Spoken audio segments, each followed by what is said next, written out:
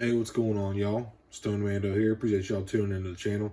Got two older figures, somewhat older figures, I'm going to be looking at today. I've had them for a while, but like I said in my last review, I'm kind of going through and unboxing some of my figures. I just enjoyed having them on the shelf and posing them and setting them up and all that good shit. But I'm going to be taking a look at Ponda Baba and Dr. Evazan today. These are two characters that were in A New Hope and just a very iconic part of A New Hope and the Mos Eisley Cantina when they get into that altercation with Luke and Ponda Baba gets his arm cut off by Obi-Wan, unfortunately. And that's where they meet Chewbacca and Han Solo to basically rent the Millennium Falcon on safe passage to get to Alderaan before they know it's blown up and all that. But looking forward to getting these out of the box. Ponda Baba is really interesting to me. Just a cool looking figure, very alien looking, different skin, flesh, color tone, totally different. Like just absolutely, like he's a humanoid looking figure. He's got hands and he walks on two legs, but like his features, like his hairy hands and his like weird beard and his like the bags underneath his mouth and his nose and his eyes. He's just very alien looking. So I'm looking forward to getting these guys out of the box and taking a closer look at them. So I figured while I'd open these, I'd just throw out some little tidbits of information about these two guys. And if you remember in episode 4, A New Hope, Ponda Baba here is the unfortunate fellow who gets his arm cut off. That's such a cool sculpt. Who gets his arm cut off by Obi-Wan Kenobi after him and Dr. Evazan are harassing Luke in the Mos Eisley Cantina. And, you know, a quick answer, you know, when you see his arm get cut off, it's a bloody mess and all this. But every other movie, all the other movies, you know, a lightsaber is like a heat blade. As soon as it hits, it cauterizes the wound so there's no blood. Dr. Evazan's arm had blood. And a simple answer to this would be that George Lucas didn't think about it. And it was just an oversight in filming. But I think there actually is an in-universe answer to this. And I think it attributes to Ponda Baba's species, which is he's called an Aqualish or something like that. It starts with an A, I'm pretty sure. Aqualish, I think it's Aqualish. But basically, he's not a human. So his blood, I think he's got something to do with him being cold-blooded. That's why the lightsaber didn't cauterize his arm and there was blood everywhere all over the floor in the cantina. Or it might be something totally else and I'm just making that up. I can't remember, but I think there is actually an in-universe answer for this. You know, as Star Wars fans, we're going to come up with some kind of explanation, right? But really cool figure right here, man. And him and Dr. Evazan are actually buddies because Ponda Baba actually rescued Dr. Evazan here. The weird story with Dr. Evazan, he was actually a rogue, not really a rogue, but he was a surgeon. And he kind of went off the rails and started doing some experimental surgeries on people and leaving them disformed and disfigured. Well, you know, Tom basically caught up with him and he was hunted down by a bounty hunter. I forget his name. I'm not sure if he's even canon anymore. I think he is canon. It's canon and Legends, I believe. I don't know a whole lot about Legends. I don't, all the books and all that stuff, and I try to just stick to what's canon. But that being said, Tom caught up with him from Dr. Evazan doing all these messed up surgeries, and he was hunted down by a bounty hunter and was beating the shit out of him, quite frankly, and was left all disformed and disfigured. So you think that Dr. Evazan is an alien. No, he's actually he's a human who got to beat the shit out of him. So he was tracked down by that bounty hunter. I forget his name. I can't even remember, man. But he was tracked down by a bounty hunter and left beaten to a pulp. And now he looks like this. And Ponda Baba actually rescued him. And they kind of formed an unlikely friendship through that rescue. And there was many times where Ponda Baba was going to, I think it's in the comics, where he was going to turn Dr. Evazan over for the money, you know, for the credits. But he ended up thinking that their friendship was more profitable. So, very, very interesting. And in that scene, he ends up, when they're harassing Luke, Obi-Wan slashes him across the chest and cuts off Boba's right arm. So this might be detached. I'm just kidding. It's probably pop it out like a ball joint, but I'm just talking shit. But these are really sculpted. So let me get these on the turntable. I was just gonna throw some random facts out there that I knew about these guys. They are in a lot of comics. Real quick, they used to actually work for Crimson Dawn, and this was actually Dryden Boss's personal doctor. That's in the comics as well.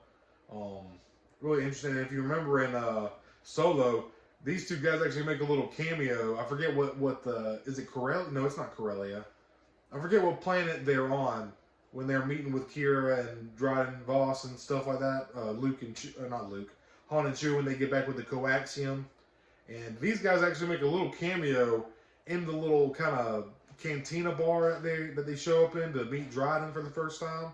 So, all right, well, let me quit rambling. Let me get these on the turntable. And actually, you know, let's just go ahead and go over the paint and the details and all that stuff before I put it on the turntable. And just getting a little close up of Ponda Baba here. This sculpting is incredible. I love the hair around it, like his beard, quote unquote, his beard. The freckles on the top of his head, very nice detail. I love this kind of like greenish blue fleshy tone they have. It looks just like Ponda. The orange jacket. I think this is actually reuse as well. I think this is, I could be tripping. Is this Yavin Luke's arms? I feel like I read about that one time. Maybe even the legs too. I can't remember. But you know, just the sculpting. These eyes are incredible, dude. This is a very cool looking figure. Got some nice sculpting, nice paint. I love the like freckles on the top of his head. The jacket looks nice orange color. Got some nice sculpting details in it. Folds. Got some very nice detail here. Got his belt here. This is an overlay.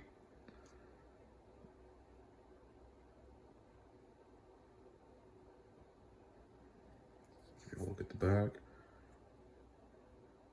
So yeah, getting a look at Ponda's articulation here. Head can spin 360 degrees. He can look up that much. He can look down that much. Got a little bit of head tilt, not much. You get him to a full T. No problem. Orange spin 360 degrees. We have a single joint elbow here, pinless, and you can get right at 90 degrees. Looks like we have a horizontal hinge on the left hand. It spins 360 degrees. Also some nice detailing on his hands here. Let me give you a little close up of this. So that's nice, very cool. And getting back to it. Is it a vertical? Yep, got a vertical hinge on the right hand, and it spins 360 degrees. And looks like we got some elbow swivel at the arm. And no butterfly joints in this figure, but we do have that single joint, shoulder joint. And he's actually got a diaphragm, or got diaphragm articulation. He's got a cut mid-torso. So he can lean over a little bit. He can't really lean back a whole lot. That's about all you're going to get. He can lean forward a tiny bit. Getting down to the legs here, we do have double jointed pinned knees, and so you can get touching. He's touching his ass. I forget this. There's a running exercise in cross country that we used to do, and they're called like kick ups or something like that. But it's a good way to stretch your quads and just get your like your tibialis and all your calf muscles, and like it's just a good way to get your legs warmed up, your hamstrings and all that good stuff. But let me quit. I'm rambling now. Let me stop. I ran cross country in high school, and now I lift heavy weights, so I'm fat from eating. But so, got some good ankle articulation. Dang, goes up really far and down quite a bit. Goes up really far. Dang, that's a lot. And of course, we do have rockers on the ankles here. He can kick out straight in front of him. Maybe not straight out. Well, you might be able to. Yeah, it's these kind of, see that ball joint in there? So if you just kind of mess with it, you can actually get him to kick out basically in front. He's got no real kickback, not a lot. That's about as much kickback as you're going to get. That's kind of straight. It's about as much as I can get without forcing it too much. So yeah, man, it's actually a pretty good little articulated figure. Got some nice paint here. The eyes, man, just his face. This is awesome. This is a cool little figure, man. Nicely sculpted beard. Awesome. The jacket looks great. The orange. This is awesome. And here is his blaster. And I don't actually know what this is called, but it got some nice paint here on the grip, kind of like of a red color. And a nice silver plastic. Got some nice sculpting on there. Looks real nice. That's a cool muzzle on the end of the barrel too. So a very cool pistol for Ponda Baba. And getting on now to Dr. Evazan, the mad surgeon scientist. And yeah, the sculpt looks great, dude. And he doesn't look great. He's a little haunting to look at, but the sculpt looks just like he looks in A New Hope. He looks awesome. Got some nice texture on the jacket here. I like the way that the shirt, like, kind of, I actually really like that. The way that the shirt kind of looks tucked under the belt, that's a very nice detail. The belt looks tight. It, like, kind of pulls in, and this folds out. This is nice, dude. Some nice detail. Got his holster here. Got some purple on the pants. Got some nice wrinkles and folds. Boots the same way. Got some pouches here on the back, very nicely sculpted as well. I love this texture on his vest. It's really nice. His hair looks nice. He's got the Hulk Hogan hairstyle going on a little bit. He just needs some chops. So now getting onto the articulation. So his head can spin 360 degrees. He can look down that much. He can look up that much. Down, up. You get him to, you can get him into a Y position with these deep cuts in his shoulder joints. So, and with this vest. So, get a nice Y here. Arms do spin 360 degrees. You can get right at 90 at his arms. Elbow swivel. No, this is an older figure. Or wait, hold on. No, okay. Yeah, I was about to say, there's no way. Older figure. I say older. I say that loosely. It is freaking 2024. I still feel like 2018 was like 2-3 years ago. It was not. It was not, let me tell you. So we got a vertical hinge here on his right hand trigger finger as well. Spins 360 degrees as well as his left hand, and this should be a horizontal hinge. It is. So you can see it. Horizontal hinge, vertical hinge. Right there. So getting down to his feet, he can kick out a little bit, not a whole lot. That's about as far as you're going to get without forcing with his jacket and just the sculpt of his shirt right here where it butts up right there. So kick out that far. He's actually got a lot of kickback. Very decent amount of kickback. So double jointed pin knees. So once again, we do have some really good articulation. And you may have some trouble with the sculpt getting it. See, I actually kind of ended the plastic a little bit right there. I don't know if you can see that. You got to be careful. But he can get way below 90 at the knees. Way below 90. So that's nice. His feet can go down pretty far. They can go up quite a bit as well. And we do have rockers. Both feet. So yeah, man, these figures, you know, they're dated a little bit. You know, the elbows can only get to 90. The knees do have pins, you know, but that's just me nitpicking. Like, if you watch my videos before, I always mention that I don't really mind pins in my figures. Does it look better without? Yes, but sometimes these double jointed pins or double jointed, even just pinless, just double joints, double joints. Say that 5 times fast. Double joints just really helps allow for some really good articulation. And kind of a good example of that would be Marvel, for example. They have a lot of double joint action in their figures. But really nice sculpting on this figure. Looks just like Dr. Evazan from episode 4, A New Hope. And pretty cool to get these guys set up on the shelf. And, oh, did I? Oh, he also, let me point this out. Thigh swivel. Mid-cut in the thigh for thigh swivel. And you know what? I don't even think I mentioned that for Ponda Baba either. But he's got it as well. So, yep. Now you know. And let me show y'all Dr. Evazan's blaster. And here it is. Nothing fancy. Just molded in a gray plastic. I like Ponda Baba's a lot better than Dr. Evazan's. But it is a nice sculpt. Got some nice texture and tooling in the grip here. The scope looks pretty cool. The gray plastic is just kind of boring in my opinion. I wish they would go back to black. But, yeah. Okay, so these being, I said older figures. They're not really older figures. They came out in like 2020 or 2021. But there is some reuse on these figures, so that's what makes them dated, because they were used off. The reuse that was implemented was taken from older figures, so that's why they do have some somewhat, you know, dated articulation. But that being said, these are 2 side background characters in one movie, or now 2, I guess technically with Solo, their cameo. But so I understand them wanting to implement reuse with 2 figures and characters like this. But when it's done like this and it's executed well, it's totally fine. Like, I don't care. I don't care if they can use a mold and it works like this, and it can save them money so they can charge me less on figures in the future or whatever. You know, whatever, man.